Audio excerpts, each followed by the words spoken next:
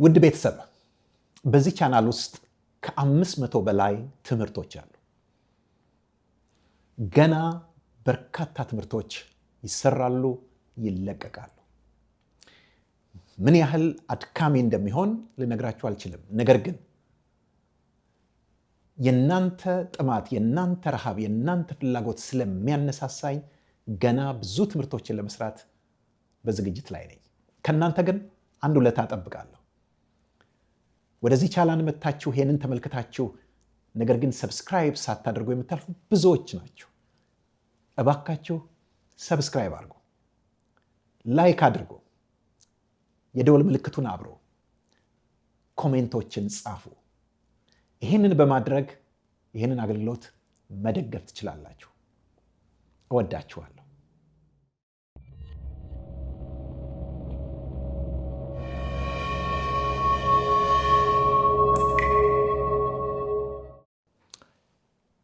የተወደዳችሁ ቤተሰቦች እንደምን አላችሁ? ሁላችሁንም በጌታችን በመድኃኒታችን በኢየሱስ ክርስቶስም ሰላም እላችኋለሁ። የዮሐንስን ወንጌል ይዤላችሁ መጥቻለሁ።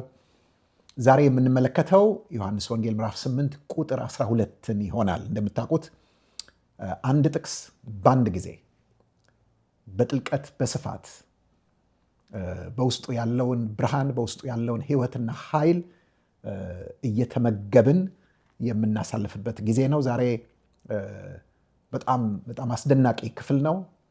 የዮሐንስ ወንጌል ምዕራፍ 8 ቁጥር 12 ክፍሉን አነባዋለሁ። አጭር ጸሎት እንጸልያለን።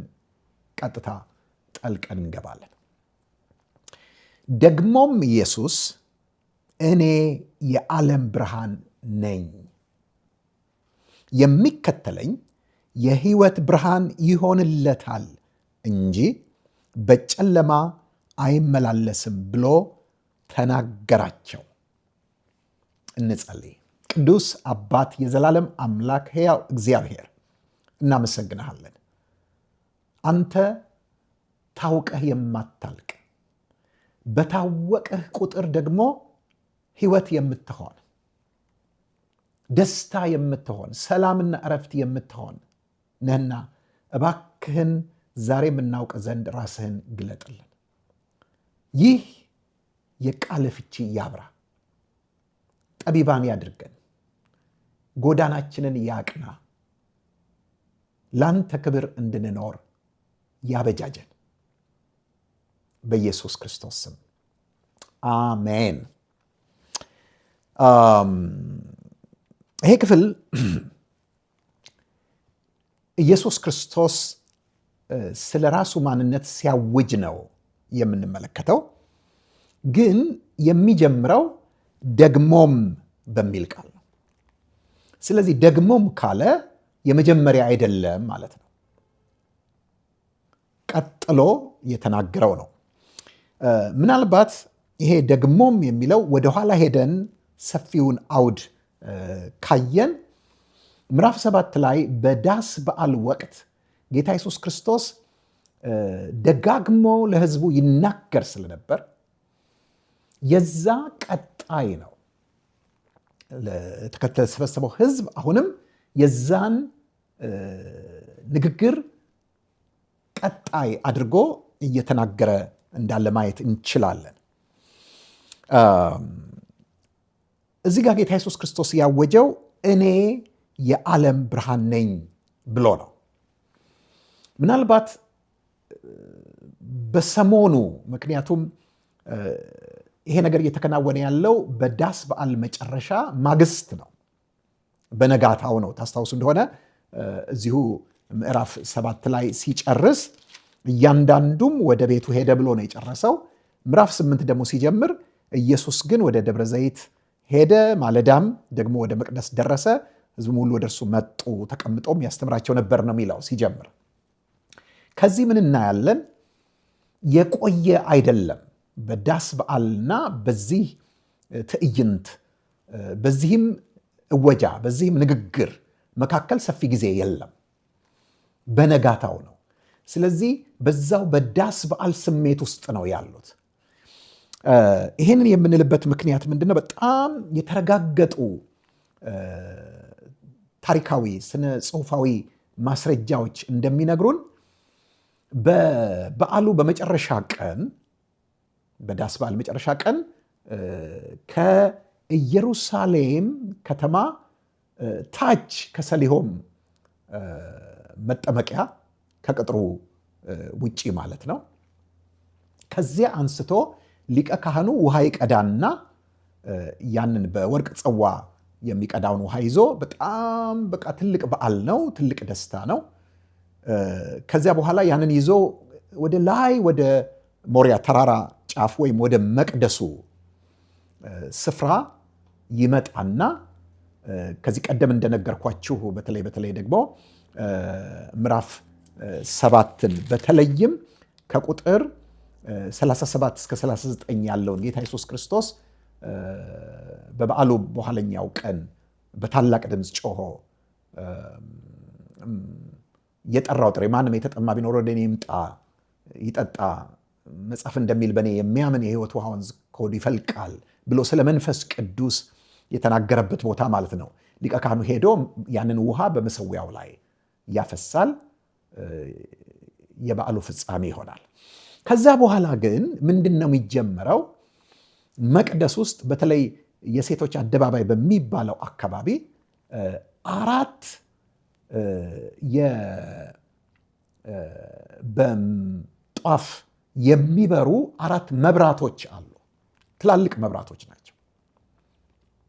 በዘይት በጧፍ የሚበሩ ምን አይነት እንደሆኑ አላቅም፣ ግን ኤሌክትሪክ መብራት እንዳልሆኑ እናውቃለን።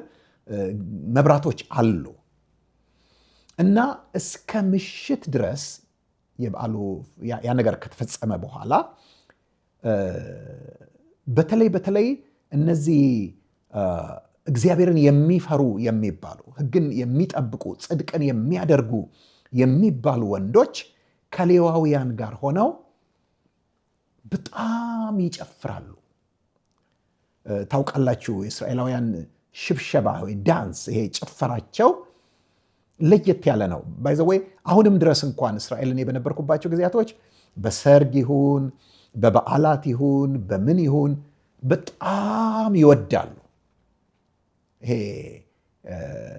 በቃ በስሜት ውስጥ ሆነው ተመስጠው እጃቸውን እግራቸውን እያነሱ መጨፈር በእኛ ሀገር እንደምታውቁት በኢትዮጵያ ኦርቶዶክስ ተዋሕዶ ቤተክርስቲያን ውስጥ በወረብ በሽብሸባ በጽናስል መቋሚያቸውን ይዘው የሚያደርጓቸው በጣም የሚገርሙ ያሬዳዊ ዜማዎች፣ ያሬዳዊ ሽብሸባዎች፣ ረገዳዎች፣ የተለያዩ ነገሮች አሉ። ይሄ እንግዲህ ከዛ ከእስራኤል የመጣ ነው ልማዱ። ስለዚህ ልክ የዚህ የኢትዮጵያ ኦርቶዶክስ ተዋሕዶ ቤተክርስቲያን እነዚህ ሽብሸባዎች ምናምን ሲደረጉ እነዛን ጭፈራዎች እንደ ዓለማዊ ጭፈራ አናያቸውም፣ ሃይማኖታዊ ናቸው። የእስራኤሉም ልክ እንደዚህ ነው። ግን የነሱ በጣም ኤክስታሲ ያለው ስሜት ውስጥ መግባት መመሰጥ ያለው አይነት ጭፈራ ያደርጋሉ እና ይሄን ሲያደርጉ ወንዶቹ ብዙ ጊዜ ችቦ ይዘው ነው የሚጨፍሩት በበዓሉ የመጨረሻ ቀን። ስለዚህ በመብራታቸው ኢየሩሳሌም ትደምቃለች፣ ከሩቅ ይታያል። ጌታ ኢየሱስ ክርስቶስ ያንን እያሰበ ይመስላል እዚህ ጋር እኔ የዓለም ብርሃን ነኝ፣ እኔ የሕይወት የዓለም ብርሃን ነኝ ብሎ ያወጀበት ምክንያት ከዚያ ጋር ተመሳሳይ ሊሆን ይችላል። ያንን እያሳያቸው ነው፣ ያንን እየጠቆመ ነው። ያ የሚከስም ብርሃን አይደለም፣ ያ ለአካባቢ ብቻ የሚያበራ እኔ የዓለም ብርሃን ነኝ። ይህንን በምንመለከትበት ጊዜ ብርሃን በራሱ በብሉይ ኪዳን መጽሐፍት ውስጥ ያለው ስፍራ በጣም ትልቅ ነው። በአይሁዳውያን ሕይወት ውስጥ ያለው ትርጉም ግዙፍ ነው። ሩቅ ሳንሄድ በዚህ በዮሐንስ ወንጌል ላይ እንኳን ስንመለከት ምዕራፍ 1 ላይ ቁጥር 4 ላይ ምን ብሎ ነው የጀመረው? በእርሱም ሕይወት ነበረች፣ ሕይወትም የሰው ብርሃን ነበረች፣ ብርሃንም በጨለማ ይበራል፣ ጨለማም አላሸንፈውም ብሎ ነው የጀመረው። ከዛ ይቀጥልና ስለ ዮሐንስ ሲናገር ስሙ ዮሐንስ የሚባል ከእግዚአብሔር የተላከ አንድ ሰው ነበረ። ነገር ግን እሱ ስለ ብርሃን ሊመሰክር መጣ እንጂ እርሱ ራሱ ብርሃን አልነበረም። ነገር ግን ለሰው ሁሉ የሚያበራው እውነተኛው ብርሃን ወደ ዓለም ይመጣ ነበር። በዓለም ነበረ፣ ዓለምም በእርሱ ሆነ፣ ነገር ግን ዓለም አላወቀውም። ለተቀበሉት ሁሉ ግን በስሙ ለሚያምኑት ለእነሱ የእግዚአብሔር ልጆች የሆኑ ዘንድ ስልጣንን ሰጣቸው። እነርሱም ከእግዚአብሔር ተወለዱ እንጂ ከስጋና ከደም ወይም ከወንድ ፈቃድ አልተወለዱም ብሎ ስለ ብርሃን በጣም በሚገርም ሁኔታ ይነግረናል። ትልቅ ትኩረት ነው የሚሰጠው ዮሐንስ ለብርሃን። ምዕራፍ 3 ላይ ሄደን ስንመለከት ከኒቆዲሞስ ጋር በነበረው አስደናቂ ጭውውት ውስጥ ጌታ ኢየሱስ ክርስቶስ በተለይ ምዕራፍ 3 ቁጥር 19 አንስቶ እስከ 21 ድረስ ስለ ብርሃን እና ስለ ጨለማ በንጽጽር ተናግሯል። ብርሃንም ወደ ዓለም ስለመጣ ሰዎችም ስራቸው ክፉ ነበርና ከብርሃን ይልቅ ጨለማን ስለወደዱ ፍርዱ ይህ ነው። ክፉ የሚያደርግ ሁሉ ብርሃንን ይጠላልና ስራውም እንዳይገለጥ ወደ ብርሃን አይመጣም። እውነትን የሚያደርግ ግን ስራው በእግዚአብሔር ተደርጎ እንደሆነ ይገለጥ ዘንድ ወደ ብርሃን ይመጣል ብሎ ስለ ብርሃንና ስለ ጨለማ አነጻጽሮ አስገራሚ ነገር ነግሮናል። እንግዲህ እንዳልኳችሁ ብርሃን በአይሁዳውያን ዘንድ ያለው ትርጉም ግዙፍ ነው። የብሉይ ኪዳን ብዙ መጽሐፍት የተሞሉት በዚህ ነው። እግዚአብሔርንም ሲያስቡ እግዚአብሔር ብርሃን ነው ብለው ያምናሉ። እንግዲህ እኔ የዓለም ብርሃን ነኝ የሚለው የጌታ ኢየሱስ ክርስቶስ ስለ ማንነቱ ያወጀው እወጃ ይሄ ሁለተኛው እኔ ነኝ ብለን የምንወስደው በዮሐንስ ወንጌል ውስጥ አንድ ትልቅ ስፍራ የሚሰጠው ክፍል ነው። እንግዲህ እንደምታውቁት 7 ጊዜ ጌታ ኢየሱስ ክርስቶስ እኔ ነኝ ብሎ አውጇል። በዮሐንስ ወንጌል ውስጥ ከምናገኛቸው 7 ነገሮች አንዱ ይሄ ነው። 7 ምልክቶች እንዳሉ ታውቃላችሁ። ከምዕራፍ 2 አንስቶ እስከ ምዕራፍ 12 ድረስ ጌታ ኢየሱስ ክርስቶስ ምልክቶችን አድርጓል። በዚህ ፊት ያደረጋቸው ምልክቶች የተጻፉልን 7 ናቸው። ብዙ ቢሆኑም እንኳን እንደምታውቁት ምዕራፍ 20 ቁጥር 30 ላይ ኢየሱስም በዚህ መጽሐፍ ያልተጻፉ አያሌ ምልክቶችን በደቀ መዛሙርት ፊት አደረገ። ነገር ግን ኢየሱስ እርሱ ክርስቶስ የሕያው እግዚአብሔር ልጅ እንደሆነ ታምኑ ዘንድ አምናችሁም በስሙ ሕይወት እንዲሆንላችሁ ተጽፏል ብሎ 7 ብቻ ነው የመረጠልን። ደግሞ 7 እኔ ነኞች ጽፏል። ይሄ እንግዲህ በዋነኝነት የጌታ ኢየሱስ ክርስቶስን አምላክነት የሚያሳይ በብሉይ ኪዳንም ዘመን ለአባቶች የተናገረው እሱ እንደሆነ የሚያረጋግጥ በስጋ የመጣ መለኮት የእግዚአብሔር ልጅ መሆኑን የሚያጸና። እንደምታውቁት እግዚአብሔር ለሙሴ በተገለጠ ጊዜ በቁጥቋጦ በእሳት በታየው ጊዜ ምንድን ነበር ያለው? እኔ ነኝ ብሎታል። ስለዚህ እኔ ነኝ ስሙ ነው። እኔ ነኝ ማንነቱ ነው። አይ አም ዛት አይ አም፣ የነበርሁ ያለሁ ለዘላለምም የምኖር እኔ ነኝ። ይሄ ስም ከዚህ ቀደም ለነ አብርሃም፣ ለነ ይስሐቅ፣ ለነ ያዕቆብ እንኳን አልተገለጠም። ነገር ግን በሙሴ አማካኝነት የተገለጠው ያህዌ እኔ ነኝ የሚለው እሱ ኢየሱስ ክርስቶስ እንደሆነ ያሳየናል። አንድ አምላክ ነው የምንመለከተው እዚህ ጋር። ምክንያቱም አብ ሲገለጥ የሚገለጠው በወልድ በኩል ነው። እኔ ነኝ ብሎ የሚገለጠው ምክንያቱም አንድ ስለሆኑ። ሁልጊዜ መገለጥ፣ መታየት በግዕዙ ነቢብነት፣ ቃልነት፣ ተናጋሪነት የወልድ ስለሆነ ያኔም እኔ ነኝ ያለው እሱ ነው። አሁንም እዚህ ጋር እኔ ነኝ እያለ ሲያውጅ እንመለከታለን። በብሉይ ኪዳን በጣም ብዙ ቦታ ነው ብርሃንን የምንመለከተው። ለምሳሌ ዘጸአት 13 21 ላይ እና 22 ላይ ሄዳችሁ ብትመለከቱ በጣም የሚገርም ክፍል ታያላችሁ። በምድረ በዳ ገና ከግብፅ ምድር እንደወጡ ወደ ኤርትራን ባህር በሚጠጉበት ጊዜ ከፊት ቀን በደመና አምድ፣ ሌሊት ደግሞ በእሳት አምድ ይመራቸው ነበር ይላል። በተለይ የሌሊቱን ስንመለከት ጨለማ ነው። ወዴት እንደሚሄዱ ማየት አይችሉም። ነገር ግን በእሳት አምድ ከፊታቸው ሆኖ ይመራቸው ነበር። እግዚአብሔር። ስለዚህ እግዚአብሔር ብርሃናቸው ነበር ሊመራቸው። በጣም የሚገርመው ግን ዘጸአት 14 ላይ ሄዳችሁ ከቁጥር 19 እስከ 25 ያለውን ስትመለከቱ ያ እሳት ዞረ ይላል። በፊት ነበር ሲመራቸው፣ ዞረና ከኋላቸው መጣ። ከኋላቸው መጥቶ ያሳደዷቸው በነበሩ በግብፃውያን 3ኛው ክፍለ ጦር በግብፃውያንና በእስራኤላውያን መካከል ገባ እና በእስራኤላውያን ዘንድ ብርሃን ነበር፣ በግብፃውያን ዘንድ ግን ጨለማ ነበር ይላል። ስለዚህ ከፊት ሊመራ ከኋላ ሊጠብቅ ህዝቡን የሚቀድምና የሚከተል ያ እሳት ያ ብርሃን ጨለማን የሚገልጥ እግዚአብሔር መሆኑን መጽሐፍ ቅዱስ በግልጽ ይነግረናል። ያንን ነኝ እያለ ነው ጌታ ኢየሱስ ክርስቶስ። እስራኤላውያን አንድ በጣም የታወቀ መዝሙር አላቸው። መዝሙር 27 ቁጥር 1ን በደንብ ታውቁታላችሁ። እግዚአብሔር ብርሃኔና መድኃኒቴ ነው፣ የሚያስፈራኝ ማን ነው? እግዚአብሔር የህይወቴ መታመኛዋ ነው፣ የሚያስደነግጠኝስ ማን ነው ብሎ ይዘምራል ዳዊት። እስራኤላውያን ይህንን ይዘው በዘመናት ሁሉ ውስጥ ያስተጋባሉ። እግዚአብሔር ማን ነው? ብርሃኔ ነው። ስለዚህ እዚህ ጋር እኔ የዓለም ብርሃን ነኝ ሲል ማን መሆኑን ጌታ ኢየሱስ ክርስቶስ እየገለጠ ነው። በብሉይ ኪዳን እግዚአብሔር ብቻ አይደለም ብርሃን ተብሎ የተጠራው፣ ነገር ግን ህጉ ቶራው ብርሃን ተብሎ ተሰይሟል። ታስታውሳላችሁ።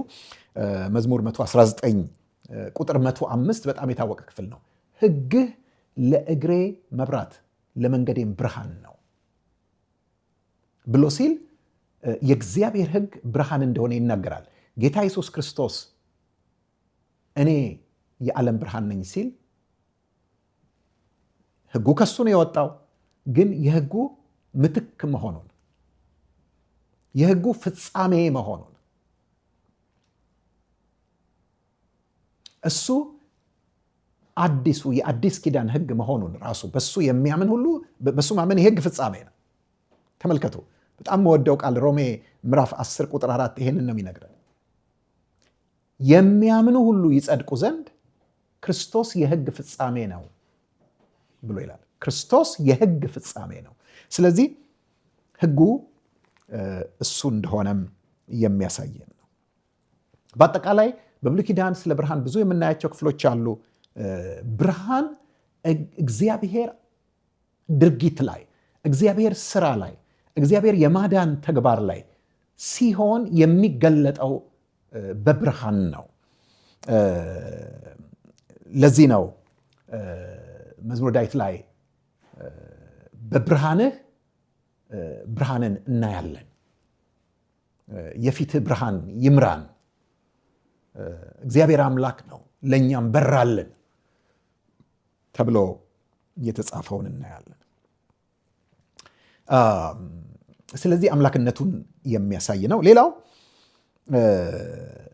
የምንመለከተው ኢየሱስ ክርስቶስ የጌጥ መብራት አይደለም፣ የቤት መብራት አይደለም፣ የመንገድ መብራት አይደለም፣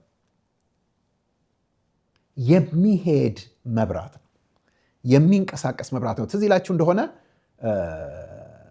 በምድረ በዳ ያ የእሳት አምድ በማብራት በሌሊት በጨለማ ሲመራቸው፣ በቀንም በሌሊትም ስለነበረ የሚሄዱት መከተል ነበረባቸው። ብርሃኑ እንዲኖራቸው እስከተከተሉት ድረስ ነበር በብርሃን የሚመላለሱት።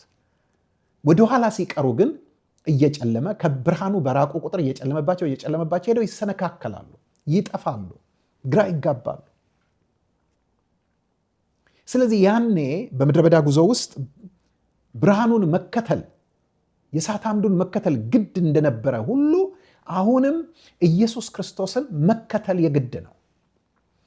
ስለ ጌታ ኢየሱስ ክርስቶስ ብርሃንነት በጣም ብዙ ልናወራ፣ ልንዘምር፣ ልንሰብክ እንችላለን። ቁም ነገሩ ግን እሱ አይደለም።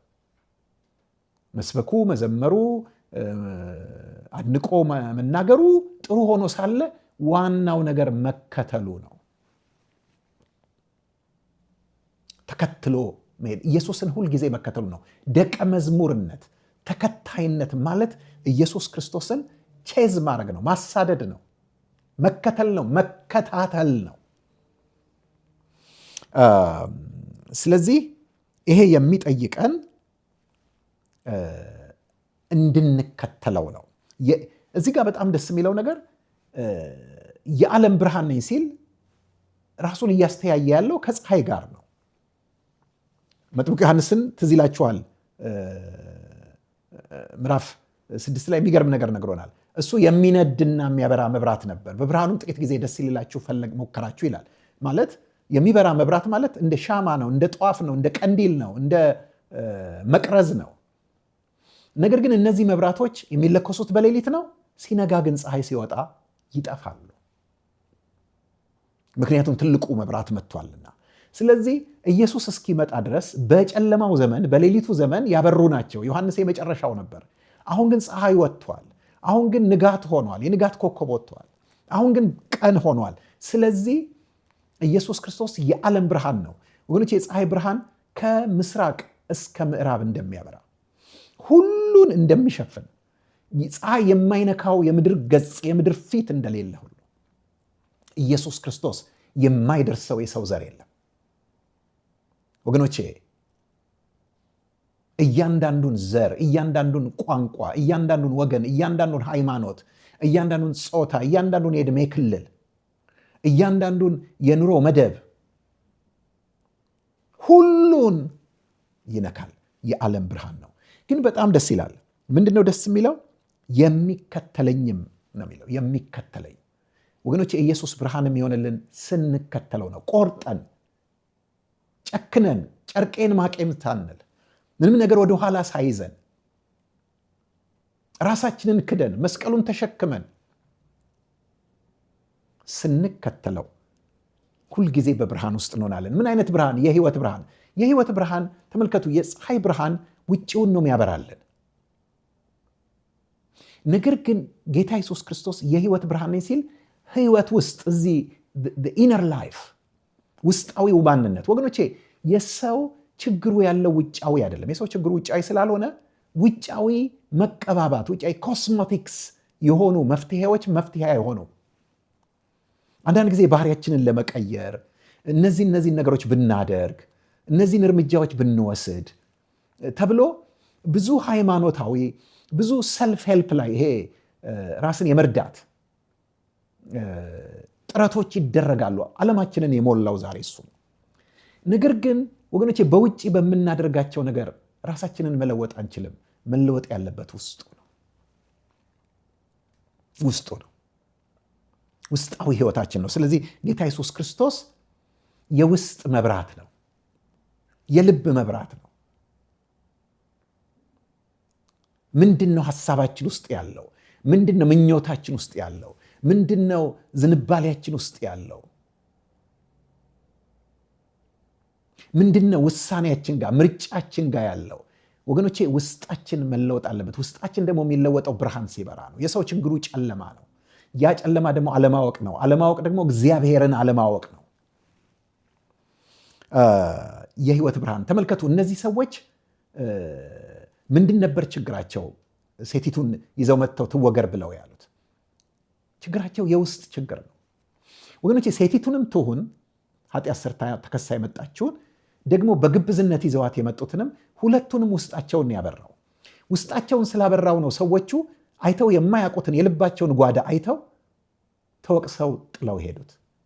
የእሷንም የውስጥ ስላበራ ነው ደግመሽ ኃጢአት አትስሪ ብሎ ያላት። ምክንያቱም ኃጢአት የልብ ችግር ነው፣ የውስጥ ችግር ነው፣ የህይወት ብርሃን ነው። እዚህ ጋር በጨለማ አይመላለስም ብሏል። ጨለማ ምንድን ነው ወገኖቼ? ለዮሐንስ ጨለማ አለማወቅ ነው። አለማወቅ ደግሞ እግዚአብሔርን አለማወቅ ነው። ወገኖች እግዚአብሔርን ካለማወቅ የበለጠ አለማወቅ ምን አለ? ወገኖች ሰው እኮ ከእግዚአብሔር ሲለይ የጠፋበት ራሱ ነው። የጠፋበት አካባቢው ነው። የጠፋበት ከየት እንደመጣ ምንጩ፣ ማን እንደሆነ ማንነቱ፣ ለምን እንደሚኖር ዓላማው፣ ወዴት እንደሚሄድ ግቡ ነው የጠፋበት። ሰው እኮ እግዚአብሔርን ሲያውቅ ብርሃን ነው የሚበራለት። እግዚአብሔርን ማወቅ ደግሞ አያልቅም። የጻድቅ መንገድ እንደ ንጋት ብርሃን ነው፣ ሙሉ ቀንም እስኪሆን ድረስ እየተጨመረ ይበራል ተብሎ እንደተጻፈ ሁሌ እያወቅን ነው የምንሄደው። ወገኖቼ እኔ አሁን እንግዲህ የሚቀጥለው ዓመት 40 ዓመት ሊሞላኝ ነው ጌታን ካገኘው፣ ጌታን ካወቅኩ፣ ቃሉን ማንበብ መመርመር፣ ጌታን ዕለት ዕለት መከተል ከጀመርኩ ወገኖቼ ከዛሬ 40 ዓመት ይልቅ፣ ከዛሬ 30 ዓመት ይልቅ፣ ከዛሬ 20 ዓመት ይልቅ፣ ከዛሬ 10 ዓመት ይልቅ፣ ኢቭን ከዛሬም ዓመት ይልቅ ዛሬ ጌታን ማወቅ እንዴት እንደሚያስደንቀኝ፣ እንዴት እንደሚያስጨፍረኝ፣ እንዴት ኃይል በኃይል እንደሚሞላኝ ዛሬ ከነጋ ወገኖቼ አውቄዋለሁ። በአዲስ መልክ አውቄዋለሁ።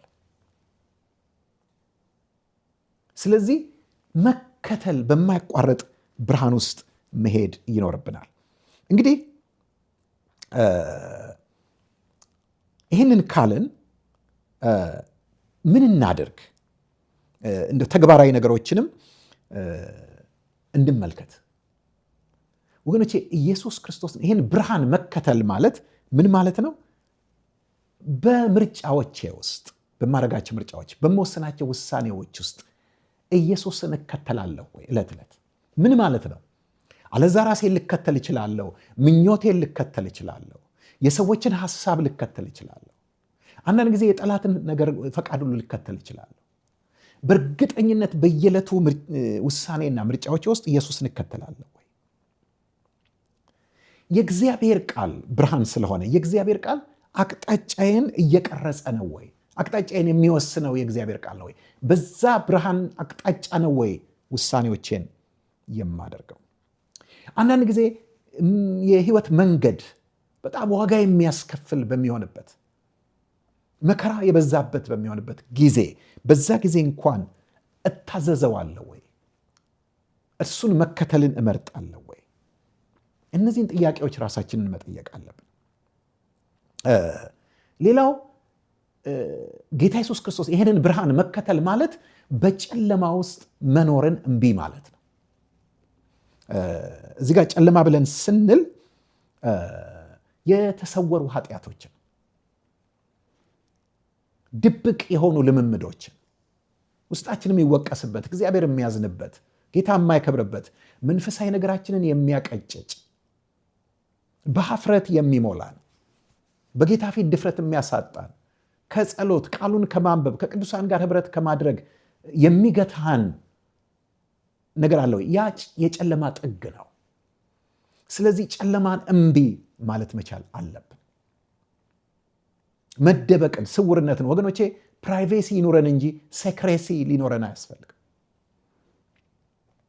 የምናደርጋቸውን፣ የምንሆናቸውን፣ የምንናገራቸው ነገሮች ሁሉ በሰዎች ፊት ልናደርገው የምንችለው መሆን አለበት። ወገኖቼ ይሄ መንታ ህይወት፣ ሁለት ሐሳብ ወይም ኩፋሌ ነፍስ ይሉታል በገዙ፣ ኩፋሌ ነፍስ፣ የተከፈለ ልብ ሊኖረን አይገባም። የሆነ በውስጣችን የያዝነው ነገር በብርሃን መመላለስ መቻል አለብን። ጌታን መከተል አለብን። ሌላው ጨለማ ማለት መታለል ነው፣ ውሸት ነው። ጠላት ወደ አእምሯችን የሚያመጣቸው ብዙ፣ ስለ ራሳችን ይዋሸናል፣ ስለ ሰዎች ይዋሸናል፣ ስለ እግዚአብሔር ይዋሸናል፣ ስለ ህይወት ይዋሸናል። ብዙ ውሸቶች ይመጣሉ። ልክ እባብ በተንኮል ሔዋንን እንዳሳታት ሐሳባችንን ሊያበላሽ ይመጣል። በውሸት ውስጥ መኖር አልፈልግም። የእግዚአብሔር ብርሃን ውስጤን እየከፋፈተው እያንዳንዱ የተደበቁና እዛ ውስጥ ሆነው ሪሞት ኮንትሮልን ይዘው እኔን እያንቀሳቀሱ ያሉ አስተሳሰቦች መገለጥ አለባቸው ብለን መወሰን ይኖርብናል። እና ሁልጊዜ እያንዳንዱን ልማዶቻችንን፣ እያንዳንዱን እምነቶቻችንን፣ እያንዳንዱን ውሳኔዎቻችንን እያወጣን በብርሃን ማስፈተሽ መቻል አለብን። ወገኖቼ ያን ጊዜ በብርሃን እየጨመረን እንሄዳለን። በብርሃን እንመላለሳለን። ዮሐንስ በአንደኛ መልእክቱ ላይ እንዳለው ቁጥር 5 ላይ ምዕራፍ 1 ቁጥር 5 ከእርሱ የሰማናት ለእናንተም የምናወራላችሁ መልእክት ይህች ናት፣ እግዚአብሔር ብርሃን ነው፣ ጨለማም ከቶ በእርሱ ዘንድ የለም። እንግዲህ እኛም በብርሃን ብንመላለስ ከእርሱ ጋር ህብረት አለን ብሎ ይላል። በብርሃን ብንመላለስ ከእርሱ ጋር ህብረት አለን። ስለዚህ ወገኖቼ በብርሃን እንመላለስ፣ እንደ ብርሃን ልጆች እንመላለስ። ቀድሞ ጨለማ ነበራችሁ፣ አሁን ግን በጌታ ብርሃን ሆናችኋል። የብርሃኑን ፍሬ በእውነትና በበጎነት ሁሉ ነው። ስለዚህ ለጌታ ደስ የሚያሰኘውን እየመረመራችሁ እንደ ብርሃን ልጆች ተመላለሱ። ፍሬ ከሌለው ከጨለማ ስራ ጋር ተባበሩ፣ ይልቁንም ግለጡት እንጂ ይላል። ወገኖቼ ከጨለማ እንውጣ፣ እግዚአብሔርን እንወቅ፣ በቃሉ እንወቀው፣ ፈቃዱን እንወቅ፣ መንገዱን እንወቅ። ያን ጊዜ ወገኖቼ ህይወታችን በብርሃን ይጥለቀለቃል፣ ጨለማ ይገፈፋል። ቁራጭ እንኳን ሳይቀር ጨለማ ከኛ ይወገዳል። እንደ ሙሉ ቀን ብርሃን እንሆናለን። እንዴት ደስ የሚያሰኝ የእረፍት፣ የሰላም፣ የደስታ፣ የመከናወን ደግሞም ፈቃዱን የማድረግ ህይወት ይሆንልናል። ውድ ወገኖች በነበረን ጊዜ እንደተጠቀማችሁ እንደተባረካችሁ አምናለሁኝ። ይህንን ደጋግማችሁ እየሰማችሁ ሜዲቴት አድርጉት፣ አሰላስሉት፣ ለሌሎች ሼር አድርጉት፣ ጸልዩት፣ ዘምሩት፣ ከጓደኞቻችሁ ከወዳጆቻችሁ ጋር ከቤተሰቦቻችሁ ጋር ተጨዋወቱት። እግዚአብሔር ከእናንተ ጋር ይሆናል። በሚቀጥለው ፕሮግራም እስክንገናኝ ደህና ቆዩ።